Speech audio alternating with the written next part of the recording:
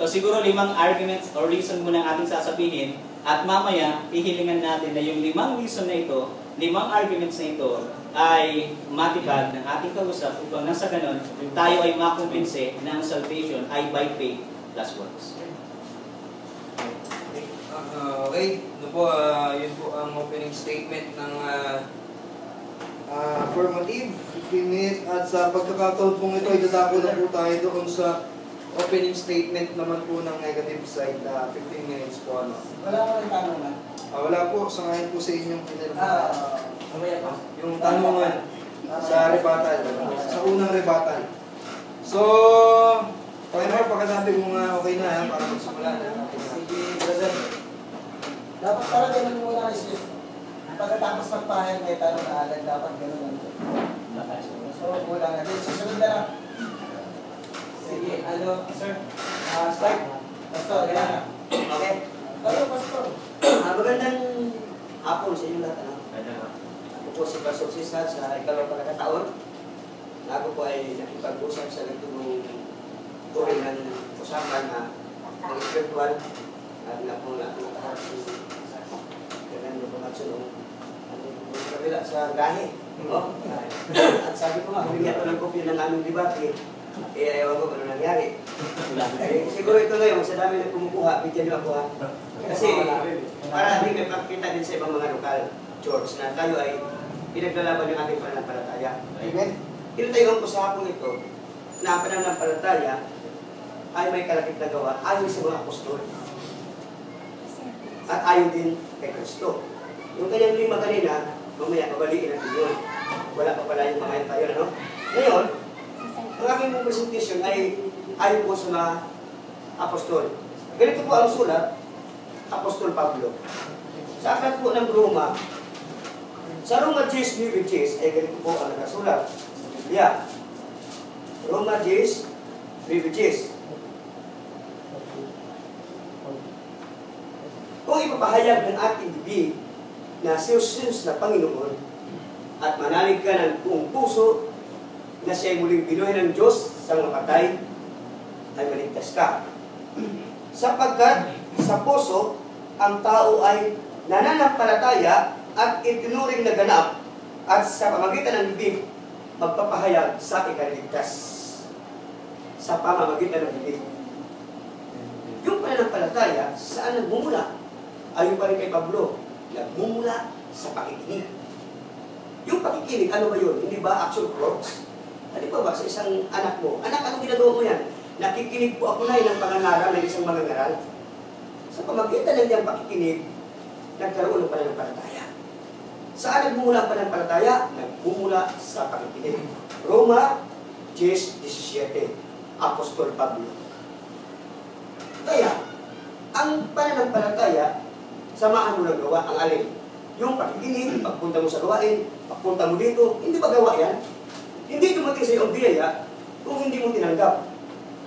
Yung pagtanggap sa isang regalo, yung counterpart ng tao, yung pag-abot, pagtanggap. Biyaya nga yan. Tanong, makuha ko ba ang isang bayabas kung di mo akyatin?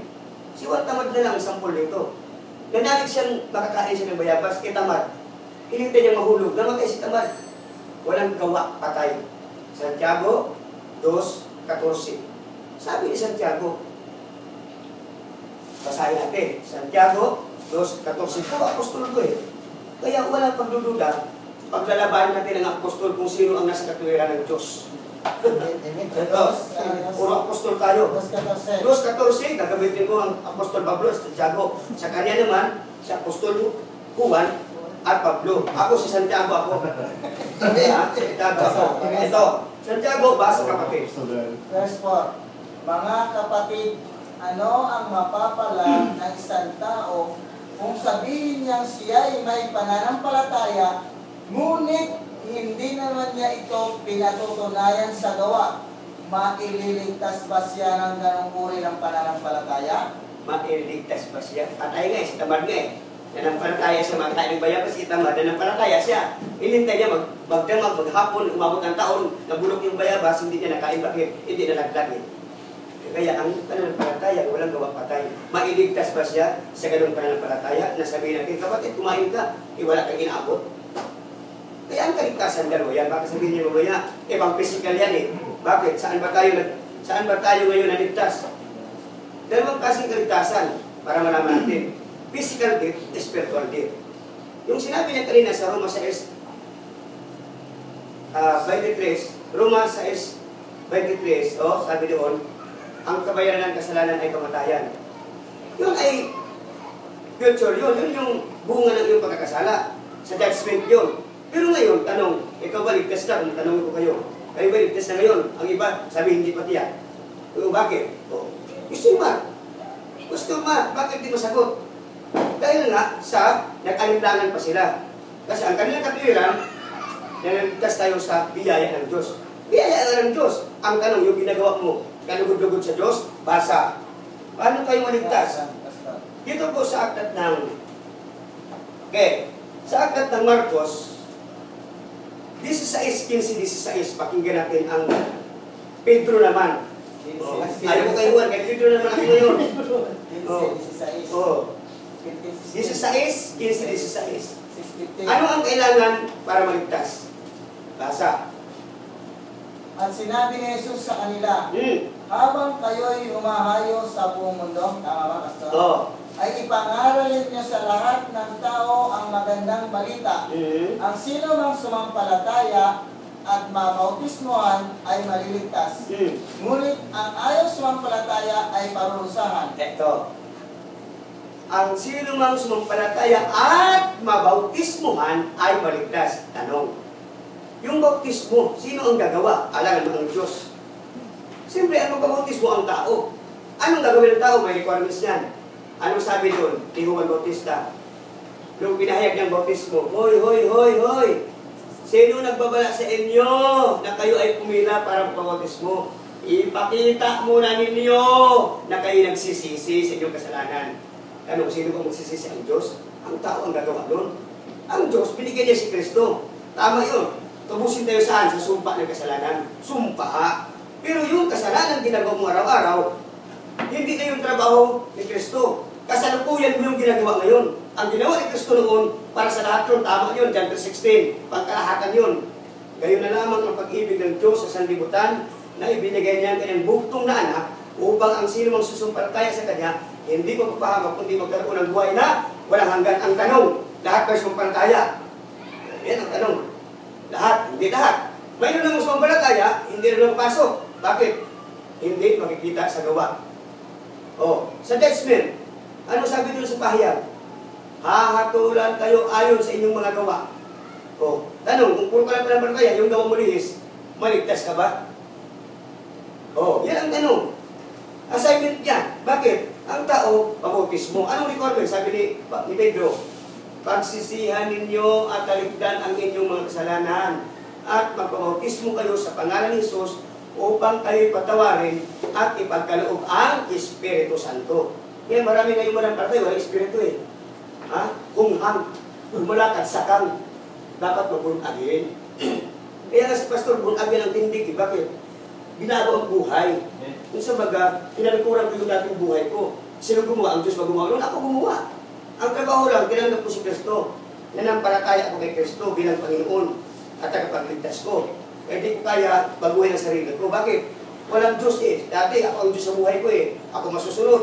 Inom dito, sukal doon, warehouse doon. Ako ang Diyos. Pera ko, dala-dala ko, ayun ang Diyos ko. Na magliligtas sa akin, pera. Pero ngayon, nakilala ko si Kristo, siya pala kailangan ko. Tama, sino gumawa ng pagbabagong buhay? Ang Diyos ba? Ako na ang gumawa. Mamaya, sabi niya, wala daw kakayahan ang tao sa sariling kaligtasan. Ayaw ko lang kung mayroon siyang maituturing na ganitong usapan na ang tao daw walang magawa. Mamaya ko babasahin ko sa inyo, may magagawa ang tao sa sarili niya upang siya maligtas. Yan, ngayon. Ano ba ang sabi nito?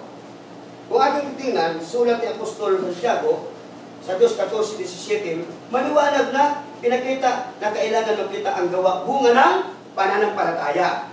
Basa, 2:14-17. 14-17. Yan. Mga kapatid, ano ang mapapala ng isang tao kung sabihin man niyang siya'y may pananampalataya, ngunit hindi naman ito pinatutunayan sa gawa.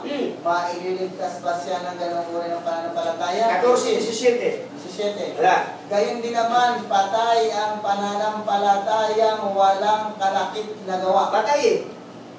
Laging sinasabi, kung walang kalakip na gawa, patay. Kaya sa aming tindig, faith plus work equals salvation. Ligtas. Kasi may kasamang gawa eh. Sa daming born again ngayon na mananampalataya, iba-ibang kasi Baptist, iba-ibang mga evangelical churches, o tuloy ang basa. 20. Hindi. Isa kang hangal. Mm. Nais mo bang patunayan ko sa iyo na walang kabuluhan ang pananampalatayang walang kasamang gawa? Oh. Walang kabuluhan eh. Kaya, plus work, sama mo yun. Ito sa Episode 2, 8-9, maaaring hindi niya ito naunawaan. Anong kasing gawa yung hindi pagmalaki? Yan, doon tayo kasi doon ang sayap niya eh, na hindi natin may pagmalaki yung mga gawa. Doon nga tayo sa Ephesians 2:8-9. Yan. Sige. Sapagkat dahil sa kagandahang loob ng Diyos, kayo ay naligtas sa pamamagitan ng pananampalataya at ang kaligtasan ito ay kaloob ng Diyos. At hindi sa pamamagitan ng inyong sarili. 9. Hindi ito bunga ng inyong mga gawa, kaya't walang dapat ipagmalaki ang sinuman. 10. Sapagkat tayo'y nilalang ng Diyos, nilikha sa pamamagitan ni Kristo upang ikukol natin ang ating buhay sa paggawa ng mabuti. Iyan ang layunin pinili ng Diyos para sa atin noong pang-una pa. Kaya, hindi kompleto rin ako. Gumamit siya, Apostol Juan, Pablo, Cristo. Ako naman, Diyos naman, na inihanda para tayo ng Diyos sa mabubuting gawa. May gawa ang Diyos, Kristo, sabi niya, pit lang. Sa Diyos may gawa, mabuting gawa ang halang. Tanong, ano ba yung hindi ipagmalaking gawa? Bakit sinabi sa verse 9? Bakit binanggit ni Apostol Pablo na hindi ito mula sa inyong mga gawa upang wag magmalaki ang sinuman? Ito'y binanggit niya para doon sa mga Hudyo. Bakit? Ang mga Hudyo kasi pinagmalaki nila yung gawa na ayon sa kautusan ni Moises. Pakinggan natin, basa kapatid. Saan? Sa Ephesians 2:11. Ephesians 2:11. Yan. Kaya't alalahanin ninyo ang dati ninyong kalagayan. Kayo'y ipinanganak na mga hintil at ditulit. Ang tawag sa inyo ng mga Hudyo. Ang mga Hudyo naman ay tinatawag na mga tulik dahil sa ginagawa nila sa kanilang katawan. Ayun! Yun ang sariling gawa ayon sa kautusan. Pinagmalaki nila, tulik kami, di kayo tulik. Di pinulungaan nyo niya, akala nila gawa yan, yung gawa na, gawa ka ng gawa. Hindi. Ang pinagmalaki nila dyan, kaya sabi magluwag, ayaw magmalaki sa inyong mga gawa. Sa anong gawa? Gawa ng kautusan. 3 minutes. Na sila'y tulik, ang hintil di tulik, kaya yan ang purpose na hindi ito ginawa ng inyong sarili. Sarili kasi yung pagtutulik. Sino may utos nun? Si Moses na kailangan ng Hudyo, tulik. May hintil kayo, na-convert. Na-convert kayo ni Pablo sa Kristiyanismo. Pinagbitingan, tuliin ba ito? Hindi tuliin. Sabi ng mga Hudyo, tuliin yan. Sabi ng iba, hindi na lang, tuliin. Kaya nagkaroon ng pagpupulong. Ang nangyari, sabi ni Pablo, ganito na lang. Huwag natin gambalahin niya mahintil na loob sa Diyos. O, ibig sabihin, hinayaan mo patuloy. Yung kanyang, isang alaga doon, hindi tuloy. Hindi napilit eh. O, di ba? Kasi nga, hindi pilit pagmalaki yan. Yun yung huwag pagmalaking gawa. Nagkamali tayo doon eh. Akala siguro nila, hindi sa gawa na huwag magmalaki. Ano yung gawa na yun na pinagmalaki ang Hudyo? Yung sila'y tuli. Kaya sabi niya sa talata, huwag yun naman ipagmalaki. Yan. Ngayon, anong sabi rito? Doon naman tayo sa Roma 15. Anong sinabi diyan ni Pablo? Roma 15. Ganito ang isinulat ni Moises tungkol sa pagiging matuwid batay sa kautusan. Ang tumutupad sa kautusan ay mabubuhay ayon dito. Ngunit ganito naman ang sinasabi tungkol sa pagiging matuwid batay sa pananampalataya. Huwag mong sabihin sa iyong sarili, sino ang aakyat sa langit na para bang nais pababain si Kristo? Huwag mo rin sabihin, sino ang babawa sa kailaliman na para bang nais pabangunin si Kristo mula sa mga libingan? Sapagkat ganito ang sinabi, malapit sa iyo ang kautusan, nasa iyong mga labi at nasa iyong puso. Ang tinutukoy dito ay ang salitang ipinangangaral namin tungkol sa pananampalataya. Kung ipapahayag ng iyong lagi na si Jesus ay